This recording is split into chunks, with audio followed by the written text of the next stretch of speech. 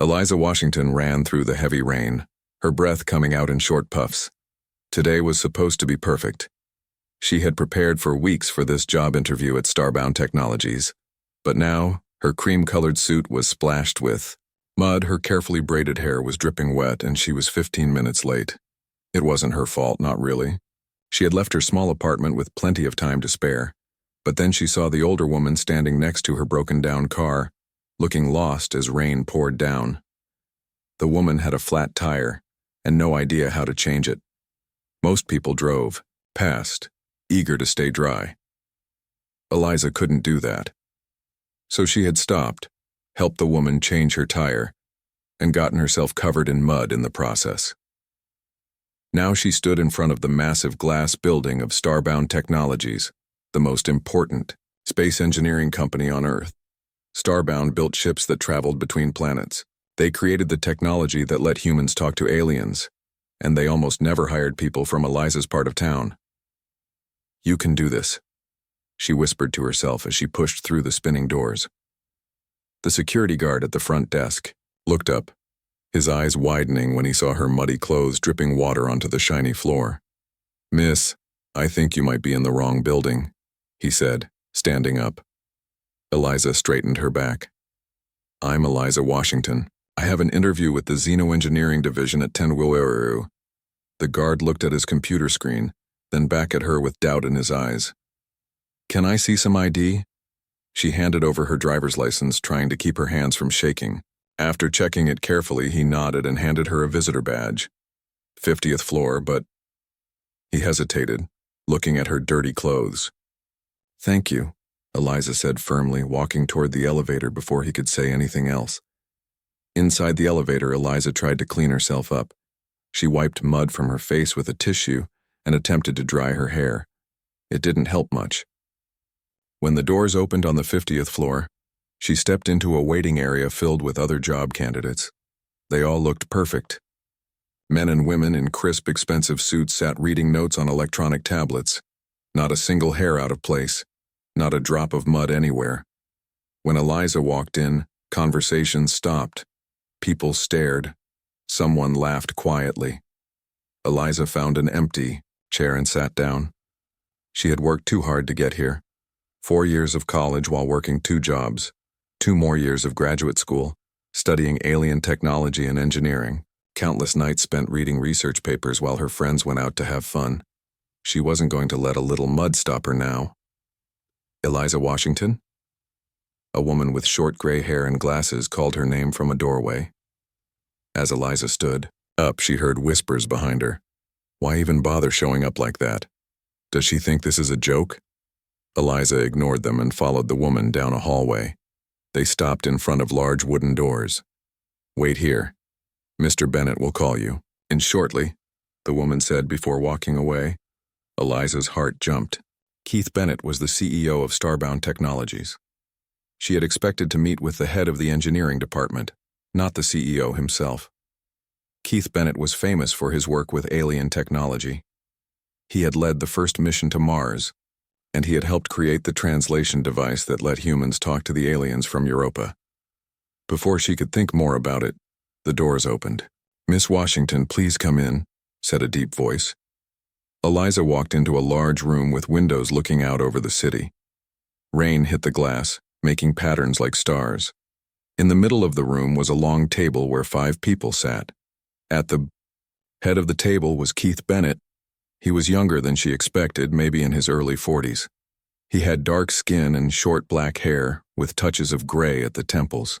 His eyes were sharp and observant. "Please have a seat," he said, pointing to a chair across from him. As Eliza sat down, she saw the others at the table exchange looks. One woman with blonde hair wrinkled her nose slightly. "I'm sorry about my appearance," Eliza started to say. "There was an incident on my way here." Bennett held up his hand, stopping her. "Before we discuss that, I'd like to hear about your research on adapting Europan crystal technology for Earth-based computing systems." Eliza blinked in surprise. Then she took a deep breath and began to explain her work. As she talked, she forgot about her wet clothes in the mud. She forgot about being late. She spoke about how alien crystals could store more information than any human computer. She explained her theories on how human minds could connect directly with these crystal systems she talked. Bennett leaned forward, his eyes never leaving her face. The others at the table began taking notes. Even the woman who had wrinkled her nose looked interested now. When Eliza finished explaining, Bennett nodded slowly. Impressive. Now tell me about what happened on your way here today. Eliza hesitated.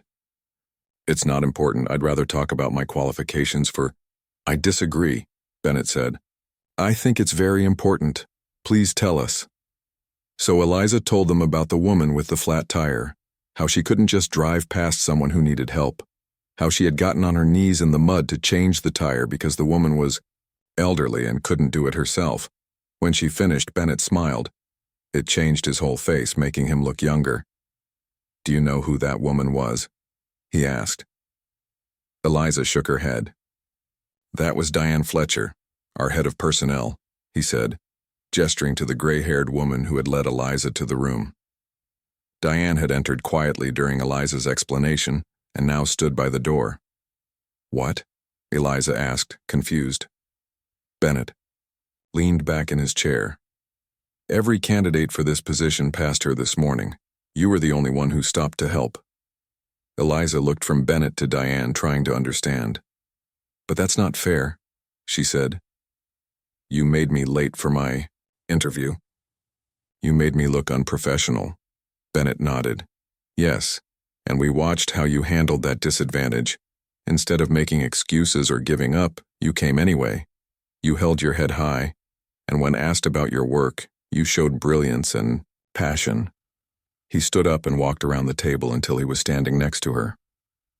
Starbound Technologies isn't just looking for brilliant engineers, Miss Washington. We're looking for good people, the kind who stop to help others even when it costs them something. Because where we're going, into the stars, we need both intelligence and compassion. He extended his hand to her. Welcome to the team, Eliza. We have much to discuss about our real mission. Eliza sat in a small room with Keith Bennett and Diane Fletcher. The walls were made of a strange blue material that seemed to absorb sound. There were no windows. On the table between them sat a small device that looked like a glowing rock. What? I'm about to tell you cannot leave this room, Bennett said. He touched the glowing rock and it changed color from blue to green. This is a security measure. It blocks all recording devices. Diane handed Eliza a folder. We didn't bring you here just to work on Earth-based applications of alien tech. We have something much bigger in mind. Eliza opened the folder. Inside were pictures of what looked like a massive ship being built in space. Its design was unlike any human ship she had seen before. This is the USS Horizon, Bennett explained. It's our first true deep space exploration vessel. We're sending it to Proxima Centauri. Eliza looked up sharply. Proxima Centauri was the closest star system to Earth. Scientists had detected signs of life there years ago, but no mission had been approved to visit it, at least not publicly. I thought the government canceled the Proxima mission, she said. Bennett smiled. Officially, yes.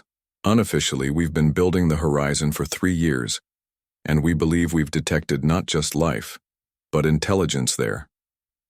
First contact, Eliza whispered, understanding the gravity of what he was saying. Exactly, Diane said. And we need someone who understands alien technology but also has the right character for such a mission. Someone who sees helping others as more important than personal gain. Bennett leaned forward. We had 6 candidates with the technical skills for this position, but you were the only one who stopped to help a stranger, even knowing it might cost you this opportunity. Eliza felt a mix of excitement and fear. When does the mission leave? 1 month, Bennett said. We need you to pack up your life and move to our training facility immediately.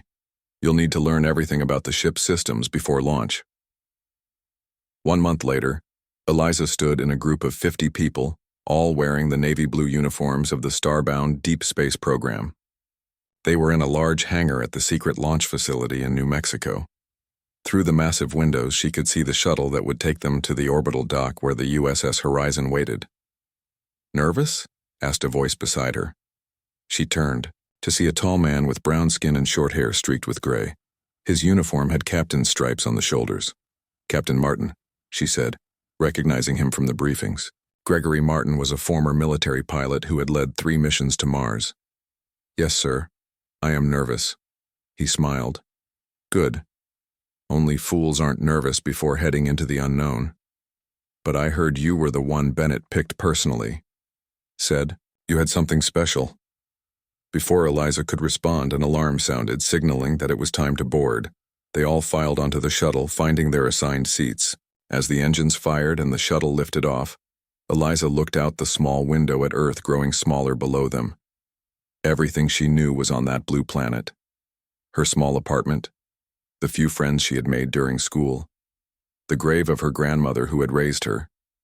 Now she was leaving it all behind for at least 2 years, maybe forever if something went wrong. 6 hours later, the shuttle docked with the orbital station. When Eliza stepped through the airlock, she gasped. The USS Horizon was massive. Its central body was shaped like an arrow, with 4 large rings around it that would generate the gravity field needed for long-term space travel.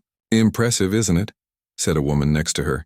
She had curly red hair and freckles across her nose. "I'm Olivia, ship's doctor. You must be Eliza, the xenotech specialist." "Yes," Eliza replied, still staring at the ship. "It's beautiful. Better be. I'm trusting it with my life for the next 2 years," Olivia said with a laugh. "Come on, I'll show you to your quarters." They floated through the station toward a docking tube connected to the Horizon. Inside the ship, artificial, gravity made walking normal again. Olivia led Eliza through corridors filled with crew members preparing for launch. "Here's your room," Olivia said, stopping at a door. "It's small, but you have it to yourself. Rank has its privileges, and being Bennett's personal pick gives you rank." Eliza's quarters were indeed small, with just enough room for a bed, a desk, and a tiny bathroom. But the most amazing part was the window that looked out into space. "You should get settled in. We launch in 6 hours, Olivia said. "And fair warning, Captain Martin wants all department heads in the command center for launch." After Olivia left, Eliza unpacked her few belongings. She placed a photo of her grandmother on the desk, then sat on the bed, trying to calm her racing heart. She was really going to another star system. She was part of humanity's first mission to meet aliens. 5 hours later, dressed in her freshly pressed uniform, Eliza entered the command center. It was a large circular room with screens, covering every wall. In the center was the captain's chair where Gregory Martin sat reviewing data on a tablet. Around him were stations for various officers. "Ah, Washington, good," Martin said when he saw her. "Take the science station. I want your eyes on the alien tech systems during launch." Eliza sat at a console marked Xenotech. The screens showed diagrams of the ship's experimental drive system, which used crystals similar to those she had studied from Europa. "All stations, report readiness," Martin called out. One by one, each officer reported their systems ready. When it came to Eliza's turn, she checked her readouts carefully. "Xenotech systems green, Captain. Crystal matrix stable and responding." Martin nodded. "Comms, inform orbital control we are ready for departure." A young man at the communications station sent the message. Moments later, the reply came back. "USS Horizon, you are cleared for departure. Good hunting." "Navigation, set course for Proxima Centauri," Martin ordered. "Engineering, initiate crystal drive sequence." Eliza watched her screens as energy flowed through the alien crystals. The technology was amazing. It created a bubble of altered space around the ship that would allow them to travel faster than light without breaking the laws of physics. The ship hummed as power built up. On the main screen, Earth and the orbital station began to grow smaller. "Crystal drive reaching critical resonance," Eliza reported, excitement making her voice shake slightly. "Ready for jump on your mark, Captain." Martin looked around at his crew, then smiled. "Let's make history. Engage." The stars on the screen stretched into lines, then vanished as the ship entered jump space. The USS Horizon had begun its journey to humanity's first contact with an alien civilization. And Eliza Washington, who almost missed her interview because she stopped to help someone, was now responsible for the alien technology that would get them there and back. The adventure had truly begun. 3 months passed on the USS Horizon. Life settled into a routine for Eliza. Each morning she woke up, checked the crystal drive systems, and reported to Captain Martin.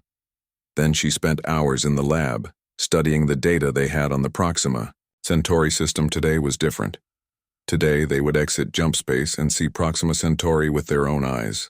All personnel to stations. Prepare for normal space transition, announced Captain Martin's voice over the ship's speakers. Eliza hurried to the command center. When she arrived, all the senior officers were already at their stations. The main screen showed the swirling colors of jump space. Washington? Status of the crystal drive? Martin asked as she took her seat. Systems operating at peak efficiency, Captain. Ready to transition on your command, she replied, checking her screens. Martin nodded. Very well. Navigation, begin. Transition sequence. All hands brace for return to normal space. The swirling colors on the screen began to fade. The ship vibrated slightly. Then suddenly the colors vanished, replaced by the darkness of space with a bright red star at the center. Proxima Centauri. Transition complete, reported the navigation officer. We are in the Proxima Centauri system. A cheer went up from the crew. They had made it, the first humans to reach another star system. Captain Martin let them celebrate for a moment before raising his hand for quiet. Well done, everyone. But our mission is just beginning. Science team, start your scans. I want to know everything about this system. For the next week, the USS Horizon orbited the red dwarf star, scanning its planets. They found 3, a rocky world too close to the star to support life, a gas giant in the outer system, and between them, a blue planet that showed all the signs of life. Eliza was in her lab when the call came to report to the briefing room. When she arrived, Captain Martin, Olivia, and several other senior officers were gathered around a table. Washington. Good, Martin said. We've detected something unusual on the planet and I need your expertise. He tapped a control and a hologram appeared above the table. It showed the blue planet they had been studying, now called Proxima b. The image zoomed in on one of the oceans, revealing strange patterns in the water. At first we thought these were just currents, Martin explained. But look at this. The image changed to show the patterns over time. They moved in ways that natural currents wouldn't, forming and reforming in complex shapes. It looks deliberate, Eliza said, studying the patterns. Exactly, said Amanda Lopez, the ship's first officer. She was a serious woman with dark hair, always pulled back in a tight bun. We think these might be signs of intelligence. Olivia pointed to another part of the hologram. And we've detected these structures under the water. They appear to be made of some kind of crystal, similar to the technology in our drive system. Eliza leaned closer to the image. The underwater structures were beautiful, like cities made of light. We're sending down a probe today, Martin said. And if it's safe, we'll follow with a small team. I want you on that team, Washington. Your knowledge of alien crystal tech could be crucial. 2 days later, Eliza found herself in a small shuttle descending toward the surface of Proxima b. With her were Olivia, Amanda Lopez, and Pete Wilson, the ship's security chief. Entering atmosphere now, announced Pete, who was piloting the shuttle.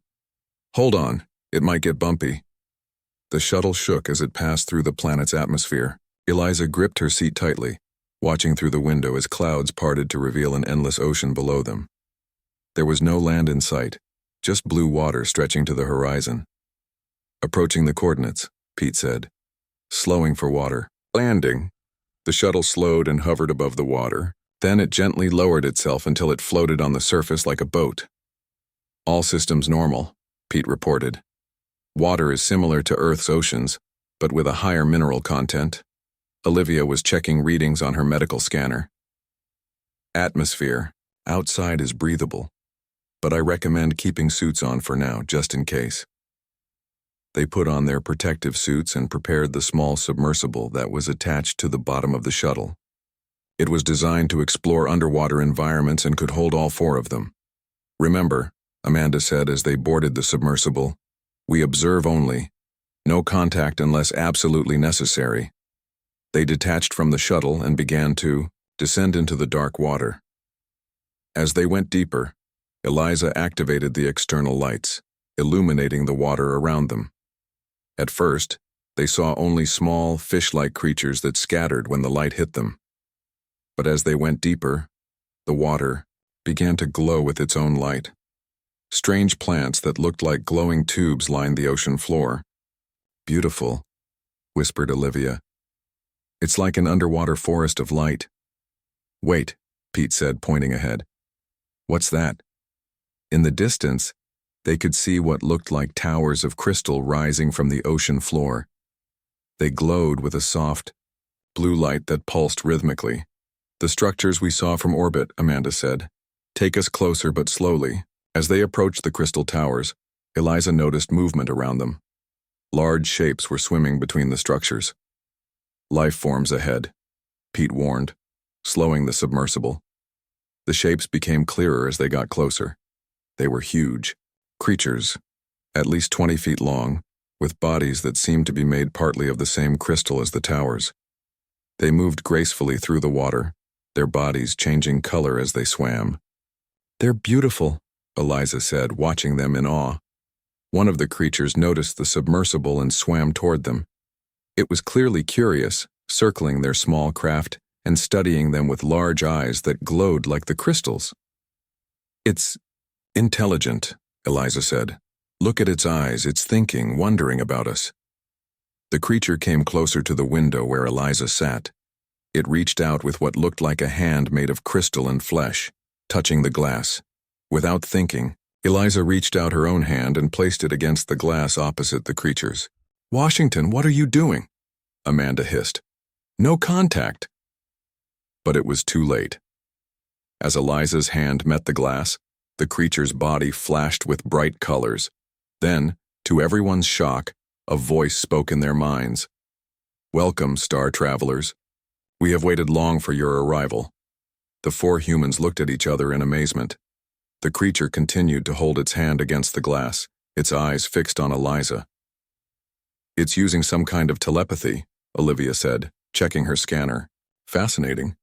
Eliza took a deep breath and focused her thoughts, hoping the creature would hear her. "We come in peace from a planet called Earth." The creature's body rippled with colors. "We know of your world. We have watched your signals for many cycles. I am Naral, speaker for the Proximans. Will you join us in the Crystal City? There is much to share." Amanda looked concerned. "This goes against protocol. We should return to the ship and report." "But this is why we came," Eliza argued. "First contact. If they're peaceful and willing to talk, we should accept their invitation." "Captain," Martin's voice came over their radio. "Team, we're monitoring from the shuttle. Proceed with caution but accept the invitation. This is historic." As the submersible followed Naral toward the glowing Crystal City, Eliza felt a mix of fear and excitement. She, who had almost missed her interview because she stopped to help someone, was now the first human to communicate with an alien race.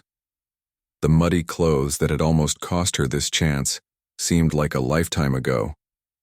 Now, she was about to enter an alien city at the bottom of an ocean around another star. This was just the beginning. The Crystal City was unlike anything Eliza had ever seen.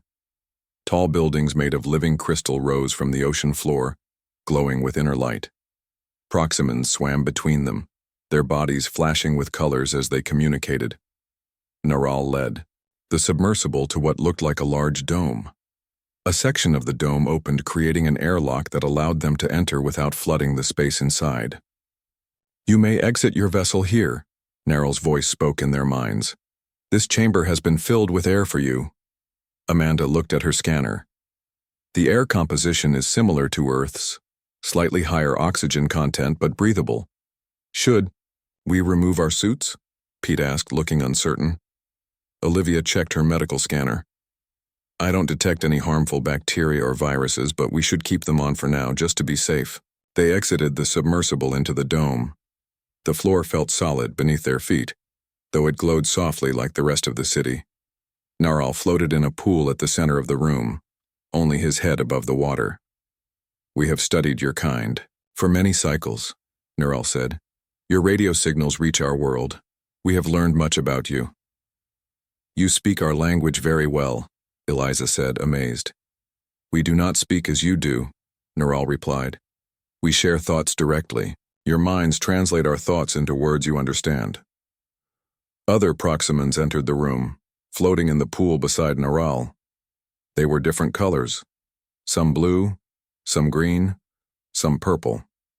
All had the same crystal-like quality to their skin and the same large, intelligent eyes.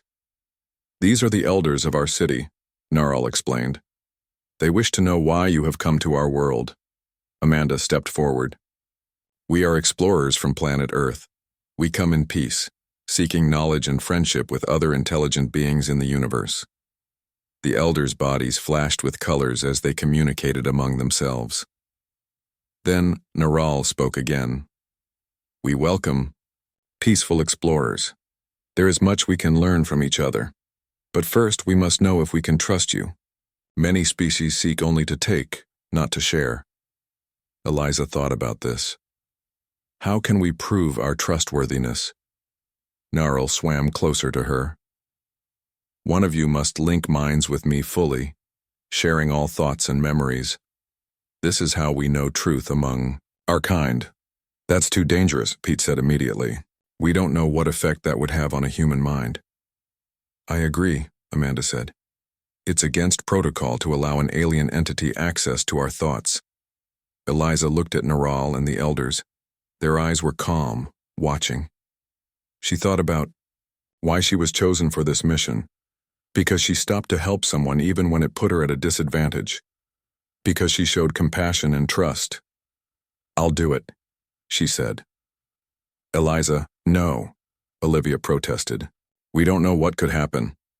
This is first contact, Eliza said firmly. If we want them to trust us, we need to show trust first.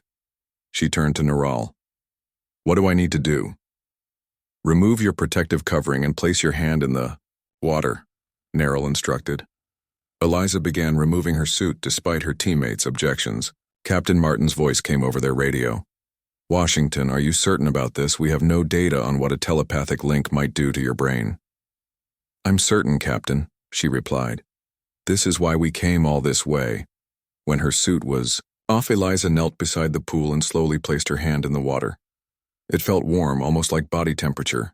Neural swam forward and gently touched her hand with his. Immediately, Eliza gasped as her mind filled with images, thoughts and feelings that weren't her own. She saw the history of the Proximans, how they evolved from simple sea creatures to the advanced civilization they were now. She felt their peaceful nature, their curiosity about the stars, their joy when they first detected signals from Earth.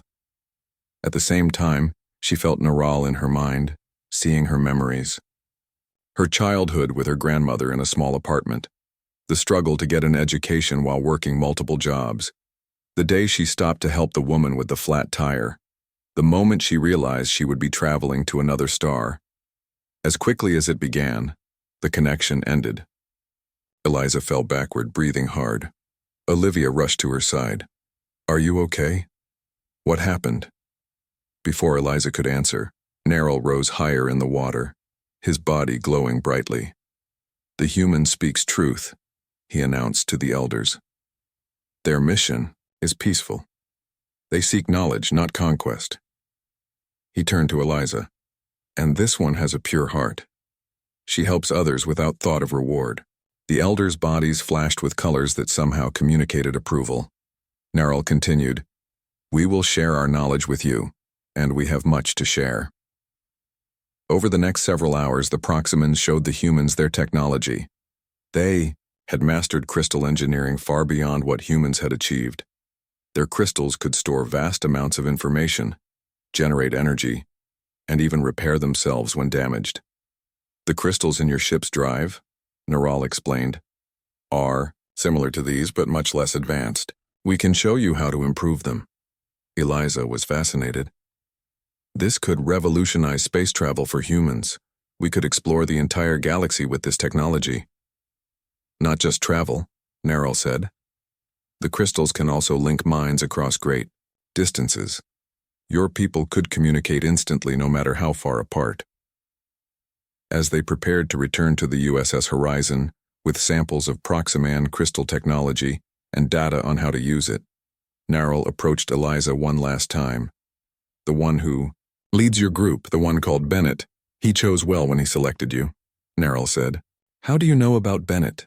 Eliza asked, surprised. I saw him in your memories. He recognized your compassion when others saw only your muddy clothes. He understood what truly matters. Naral's body glowed softly. Your kind has potential, Eliza Washington. With the right guidance, humans could become something greater. Back on the ship, Captain Martin called an emergency meeting. The entire senior staff gathered in the briefing room as Eliza explained what they had learned from the Proximans. Their crystal technology is decades beyond ours, she said. Maybe centuries. With their help, we could build ships that travel between stars in days instead of months. We could create communication systems that work across the entire galaxy. The odd question is, Martin said, do we accept their help? And what do they want in return? They want friendship, Eliza replied simply. They've been alone, thinking they were the only intelligent life in the universe until they detected our radio signals. They're as curious about us as we are about them. Frank Porter, the chief engineer, looked skeptical. No one offers technology this advanced without wanting something in return. Eliza thought about her mind link with Neural. They are different from us. Their society is based on sharing knowledge, not keeping secrets. They genuinely want to help. Martin nodded slowly. We'll proceed carefully. Washington, you'll lead the team working with the Proximans. Learn everything you can about their crystal technology, especially anything that can help us improve the Horizon systems. As the meeting ended, Eliza stopped by a window and looked down at the blue planet below. Somewhere in those oceans, an ancient, peaceful civilization had been waiting for humans to arrive. And because she had stopped to help someone change a tire, she was now the bridge between two worlds. The irony wasn't lost on her. The muddy clothes that almost cost her the job had led her to this moment, making history in the depths of an alien ocean. 6 months had passed since first contact with the Proximans.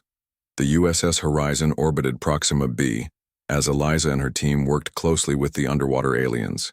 They had made incredible progress integrating Proximan crystal technology with human systems. Eliza sat in the ship's lab, examining a new crystal matrix the Proximans had helped design. It glowed with soft blue light, pulsing gently like a heartbeat. This is amazing, she said to Olivia, who was recording data nearby. This crystal can store 1,000 times more energy than our best batteries, and it recharges itself using background radiation. The medical applications are just as impressive, Olivia replied. The healing crystals they gave us can speed up cell regeneration by 400%. Wounds that would take weeks to heal could be fixed in days. Their work was interrupted by the ship's alert system. Red lights flashed as Captain Martin's voice came over the speakers. All senior staff to the command center immediately. This is not a drill. Eliza and Olivia exchanged worried looks before rushing to the command center. When they arrived, Martin's face was grim. We've just received an emergency transmission from Earth, he said once everyone was gathered. There's been a major solar flare in our system. Several space stations were damaged, and Earth's power grid is suffering widespread failures. How bad is it? Amanda asked. Bad enough that they're asking us to return immediately with any technology that might help, Martin replied. They specifically mentioned our work with the Proximans. Eliza felt torn. They had learned so much, but there was still more to discover. Leaving now would cut their mission short by nearly a year. How soon do we need to leave? She asked. That's the problem, Martin said. Engineering reports that our main power systems were damaged in the last data transfer experiment. We don't have enough power to make the jump back to Earth. The room fell silent as everyone processed this information. They were stranded in the Proxima Centauri system, unable to help their home planet in its time of need. Frank Porter, the chief engineer, spoke up. We've been trying to repair the systems, but we're missing critical components. Without them, we can generate enough power for basic life support and orbit maintenance, but not for a jump. Eliza thought about the crystal she had just been studying. What if we could use Proximan technology to power the ship? Their crystals store massive amounts of energy. Theoretically possible, Porter admitted, but we'd need to completely redesign our power systems. It would take months. Unless the Proximans help us, Eliza said. I need to speak with Neral. An hour later, Eliza was back in the submersible, descending toward the Crystal City. When she reached the dome where they usually met, Neral was waiting for her. I sensed your troubled thoughts from orbit, he said as she entered. Something is wrong with your homeworld. Eliza explained the situation, the solar flare, Earth's damaged infrastructure, and the Horizon's power failure.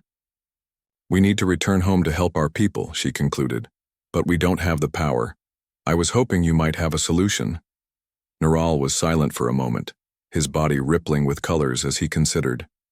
There may be a way, he said finally, but it would require something we have never shared with another species. What is it? Eliza asked. Our living ships, Neral replied. Like the buildings of our city, they are grown, not built. They are partly crystal, partly organic. They can travel between stars without using the method your ship employs. Eliza's eyes widened. You have your own starships? We've never seen them. They remain in the deepest parts of our ocean when not in use, Neral explained. We have explored many star systems, but we always return home. We are bound to the water. We cannot survive long in the dry environments of most planets. Could one of your ships take the Horizon back to Earth? Eliza asked hopefully. Not exactly, Neral said. But we could create a hybrid system, integrate our living ship technology with your vessel. It would allow you to return home and would change your ship forever. It would become partly alive like our vessels. Eliza returned to the Horizon to discuss the proposal with Captain Martin and the senior staff. The debate was heated. We can't just let them turn our ship into some kind of alien hybrid, Porter argued. Who knows what effects it might have? It's our only option for getting home, Eliza countered. Earth needs us and the technology we've discovered here. After hours of discussion, Martin made his decision. We'll accept the Proximan's offer. Washington, you'll oversee the integration process. Make sure they understand our systems fully before they make any changes. The next 3 weeks were the most intense of Eliza's life. She worked around the clock with Neral and a team of Proximan engineers as they carefully integrated living crystal components into the Horizon's systems. The ship began to change, crystal growths appearing along corridors pulsing with gentle light. Some crew members were unsettled by the transformation, but Eliza found it beautiful. Finally, the work was complete. The ship was ready. The integration was successful, Eliza reported to Captain Martin. The new crystal core is generating power at 300% of our previous capacity. We should be able to make the jump to Earth now. Martin nodded. Good work. Prepare for departure in 6 hours. Before they left, Eliza returned to the ocean one last time to say goodbye to Neral. Your people have given us an incredible gift, she said. How can we ever repay you? By remembering us, Neral replied. And by returning someday. The living ship components we gave you will continue to grow and evolve. In time, your vessel will develop the ability to make the journey between our worlds more quickly. Will it become sentient? Eliza asked, slightly concerned. Not as you understand it, Neral assured her. But it will be more responsive, more efficient. It will help you explore the stars as we have. As they said their goodbyes, Neral gave Eliza one final gift, a small crystal pendant. This contains the collective wisdom of our people, he said. When you return to Earth, share what we have learned over the millennia. Perhaps it will help your people recover from the disaster and grow beyond what they were before. Later that day, the USS Horizon, now partly crystal, partly machine, prepared to leave orbit. The crew watched on screens as the blue world of Proxima b grew smaller beneath them. Crystal drive powering up, Eliza reported from her station. Energy levels stable and rising. Set course for Earth, Martin ordered. Let's go home. The ship entered jump space smoothly, the new crystal systems working perfectly. As they traveled, Eliza noticed something strange. The ship seemed to respond to their needs before they voiced them. Room temperatures adjusted automatically for comfort. Light levels changed based on activities. It was as if the vessel had developed an awareness of its crew. 1 year later, Eliza stood on a stage beside Keith Bennett as he addressed a crowd of reporters and government officials. The technology brought back by the USS Horizon has transformed our world, Bennett said. The Proximan crystals have revolutionized our power grid, allowing us to rebuild better than before. Our medical technology has advanced decades in a single year, and our space program is now preparing for missions to other star systems. After the press conference, Bennett approached Eliza privately. "I always knew you were special," he said with a smile. "That's why I arranged for Diane to wait by the road with that flat tire. I needed someone who would stop to help even when it might cost them something important." Eliza stared at him in surprise. "You planned that? You wanted me to show up to my interview covered in mud?" Bennett laughed. "I needed to know who you truly were, not just your qualifications on paper. And look where it led, to the stars and back again."